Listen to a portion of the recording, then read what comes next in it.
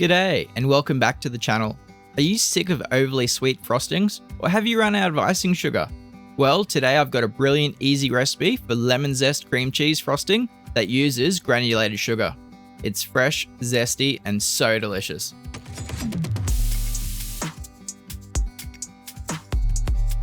You'll need full fat block cream cheese and unsalted butter, both properly softened at room temperature, and that is crucial. You'll need granulated sugar, fresh lemons for that amazing zest, and a touch of juice later if you like, vanilla extract, a pinch of salt, and some finely chopped walnuts if you fancy a bit of crunch. First up, the secret to a massive flavour boost: zest your lemons directly into the granulated sugar. Then get your fingertips in there and rub that zest right into the sugar for a couple of minutes. This releases all those beautiful lemon oils and makes the sugar super fragrant. Oh, smell that.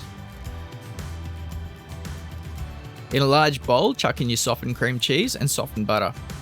Beat them together with an electric mixer on medium speed until they're perfectly smooth and combined. Don't forget to scrape down the sides of the bowl so everything gets mixed in.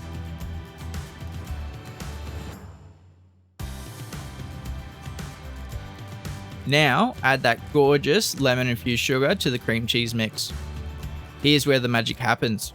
Beat this on medium speed for a good 5 to 7 minutes. We really want to give that granulated sugar a chance to dissolve and the frosting to get light and fluffy. It'll look a bit different to an icing sugar frosting, but trust the process. Now give it a taste. If you want an extra zing, add a splash of fresh lemon juice, but not too much or the frosting can get too soft. If you're using walnuts, now is the time to gently fold those finely chopped beauties in with a spatula, but I prefer sprinkling them on top to finish. Look at that, creamy, zesty and delicious. This frosting is great for spreading as is.